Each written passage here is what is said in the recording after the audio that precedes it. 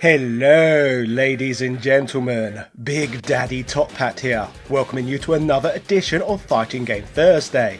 Since we have nearly finished looking at all of the Capcom crossover fighting games, I thought it would be a good time to look at the crossover fighting game that started it all, Fatal Fury Special. Now in the past I've already uploaded videos covering the history of Fatal Fury, along with the second entry in the Fatal Fury series simply known as Fatal Fury 2. So today we will focus in on the next title to carry the Fatal Fury brand. Look at what this game brought to the table and why it holds the accolade of being the first ever crossover fighting game. So, without further ado, this, ladies and gentlemen, is the mad story of Fatal Fury Special, one extremely influential title within the fighting game genre. Yeah! The story of Fatal Fury Special is an extremely interesting one, and the game serves as both a competitor and direct relative to Capcom's Street Fighter series. As mentioned on this channel several times before, the Fatal Fury series was created by Takashi Nishiyama, the very gentleman who would create the first ever Street Fighter game for Capcom back in 1987. After departing from Capcom, whilst now working for SNK, Nishiyama envisioned his 1991 game, simply known as Fatal Fury, as the sequel to Street Fighter. However, whilst the game was being developed, Capcom's interpretation of a sequel to Street Fighter, simply known as Street Fighter 2, was being developed in tandem. This would mean that both games would be released around the same time frame, with obviously Street Fighter 2 being the more popular game. The game would feature many tropes in which we associate with fighting games today, such as a large selectable character roster and one-on-one fighting between two players of the game. Basically, it defined much of the fighting game genre as we now know it. Fatal Fury, on the other hand, without the Street Fighter 2 influence to draw on, only featured 3 selectable fighters, and if a second player joined the game, the second player would join up in cooperative play against the CPU opponent. Major differences did not end there though. For example, the game featured a much heavier story emphasis than Street Fighter 2, with many cutscenes and most notably of all, 2-lane combat. As you can see, both Street Fighter 2 and Fatal Fury would try to build on the 1987 Street Fighter formula in their very own ways. The huge success of Street Fighter 2 would give SNK great material to draw influence from. This would mean that by the following year of 1992 the company would release the game's sequel, Fatal Fury 2, a title that would expand on what the first Fatal Fury offered by giving players the opportunity to play as 8 different fighters. In the game's main single-player campaign, the title even mirrors Street Fighter in that gamers must first defeat the playable roster, then face off against a further 4 boss characters. The game tried its best to be more like Street Fighter 2. Despite the game's marked improvements over the original, SNK were not the only ones who had improved their fighting games that year, as Capcom ended up releasing 2 revised versions of Street Fighter 2, with the latter edition Turbo not only offering players a selectable lineup of 12 characters, now including the bosses as playable fighters, but the gameplay had been sped up exponentially to offer a crispier fighting game experience. Very much meaning that Street Fighter had once again left Fatal Fury in the dust. So now logic would dictate that if Capcom could release updated versions of their arcade games, then so could SNK. So essentially, that is exactly what SNK would do. They would release an upgraded reiteration of Fatal Fury 2 known as Fatal Fury Special. So let's look at what the company did with this game to try and compete with the most famous fighting game of all time. Like previous Fatal Fury releases, Fatal Fury Special featured a heavier emphasis on the game's story than with most other fighting games, which is mostly told via in-game cutscenes. In fact, whilst Fatal Fury Special is an enhanced version of Fatal Fury 2, it still functions as a storied sequel. The original game back in 1991 told the story of an organised crime lord known as Geese Howard. He organised a martial arts tournament known as the King of Fighters. 10 years prior to the events of the game, he murdered a martial artist known as Jeff Bogard. Due to this, his 2 sons, Andy and Terry Bogard, along with their friend Joe Higashi, entered the tournament to avenge his death. The game concludes with the player character kicking Geese out of a high-rise window, with Geese reportedly dying in hospital 3 hours later, concluding the story of the first entry. In Fatal Fury 2's case, a mysterious nobleman known as Wolfgang Krauser sponsors yet another King of Fighters tournament. It is said that Wolfgang was the only living man who Geese had feared. Krauser supposedly sponsored the tournament to lure Geese's killers out into the open. It turns out that Wolfgang is Geese's half-brother. The game concludes once Wolfgang is defeated, bringing Fatal Fury 2 to a close. In the story's next chapter, Fatal Fury Special, it transpires that the reports of Geese's death were greatly exaggerated, as not only is Geese Howard still alive, in fact he has retaken the reins from his younger brother Wolfgang Krauser to reign over the underworld once more. As a result of this, the Bogards' lust for revenge is relit, as they set out to defeat Geese Howard once and for all. Now we have the beginning of the game's story out of the way, I guess it is time to talk about the roster of fighters that Fatal Fury Special presents players with. In terms of the game's roster, players start off with the option to play as 15 different playable fighters, a great size roster for 1993, topping the fact that Street Fighter 2 Turbo Hyper Fighting only offered 12. These 15 characters comprise of all 12 fighters found in the original incarnation of Fatal Fury 2, which of course includes the 4 boss characters, along with a further 3 characters who originally appeared as non-playable fighters in the original Fatal Fury game. These extra 3 include the dancing fighter known as Duck King, the old man who has incredible transformative powers known as Tung Fu Ru, and of course the ruler of the crime world himself, Geese Howard. In fact, in addition to all of this, there is actually a 16th secret fighter within Fatal Fury Special as well, the very character whose presence turns this game into a crossover fighter. This fighter is one of the stars of another SNK fighting game series known as Art of Fighting. In fact, by the point of Fatal Fury Special's release, only one Art of Fighting game had been released previously. Like Fatal Fury, Art of Fighting places a heavy emphasis on storytelling, and the game follows Ryo trying to save his sister from a local criminal mastermind known as Mr. Big. Both the story of Art of Fighting and Fatal Fury take place in exactly the same location, a dangerous city known as Southtown. It transpires that Ryo's sister's kidnapping by Mr. Big was on behalf of Geese Howard himself, tying the game's 2 stories together into one narrative.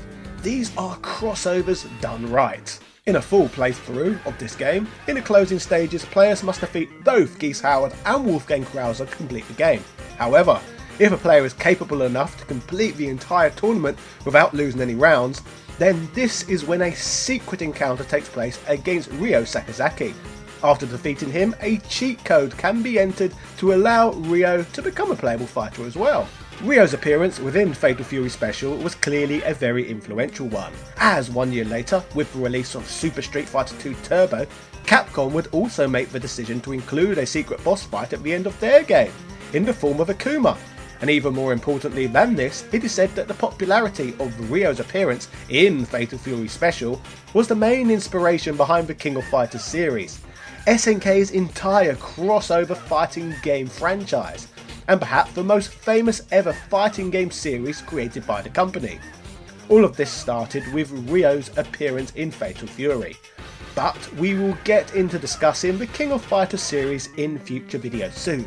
So, let's stay focused on Fatal Fury Special. As mentioned earlier, Fatal Fury Special is more of an updated version of Fatal Fury 2 rather than a standalone game in its own right. So much of the gameplay elements of Fatal Fury 2 remain the same. There are still, however, some tweaks here and there that attempted to further refine the gameplay, much like Street Fighter 2 Turbo Hyper Fighting. Like Turbo, Special also features an increased gameplay speed to enhance the tempo of the game's action. But there is also a new combo system implemented to refine things further. Also, when players land attacks, they have a brief moment of invincibility.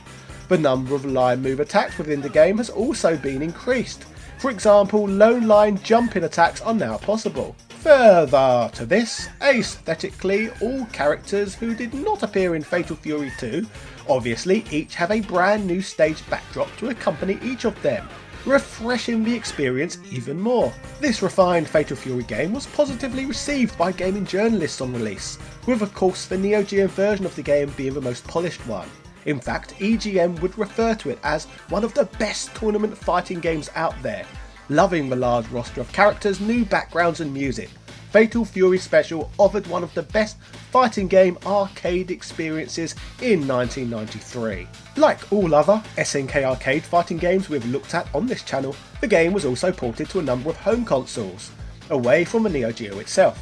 These included the Super Nintendo, PC Engine and Sega Mega CD, so let's touch on each of these. When it comes to Fatal Fury Special on the Super Nintendo, it is reported that moves can be difficult to pull off, and the game suffers from a severe echo effect.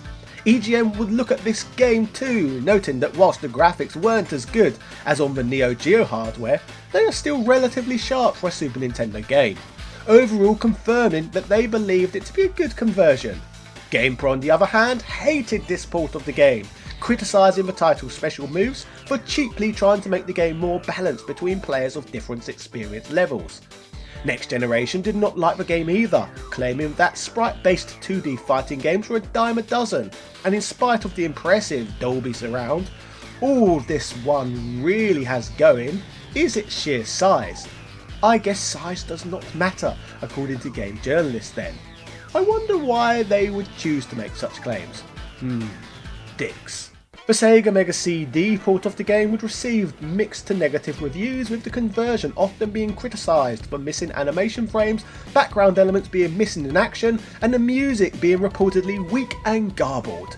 The large character roster was largely praised by all, but GamePro declared it yet another Neo Geo arcade game that's been poorly converted for a home system. Surprisingly, despite being less powerful than both the Super Nintendo and Sega Mega CD, somehow the port of Fatal Fury Special on the PC Engine appears to be fairly close to the arcade.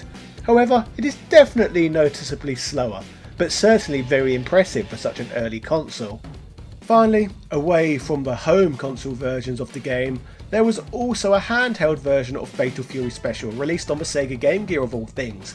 In fact, I don't want to talk about this one in any more detail, as I would love to discuss this one in depth in a future episode of Handhelds Around the World.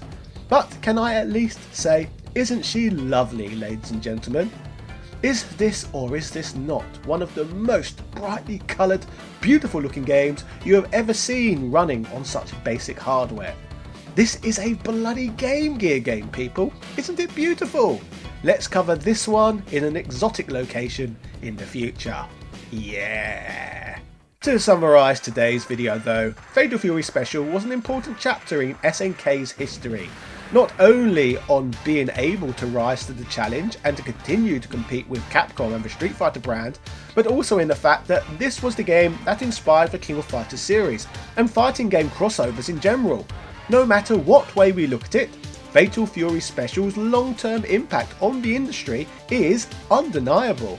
So, ladies and gentlemen, that was the mad story of Fatal Fury Special, the first ever fighting game crossover title. Let me know in the comment section what you thought of today's content and which fighting game you would like to see me cover next. This channel is mostly funded by the fantastic people who choose to back this channel over on Patreon, who, as bonus incentives, receive early access to videos, get content advertisement free, get to vote on polls, deciding future video topics, earn production credits at the end of these videos, gain access to my Patreon exclusive Discord, and get to view my weekly exclusive vlog videos. Start unlocking all of this and more for as little as just $1 a month. Every little helps. Yeah.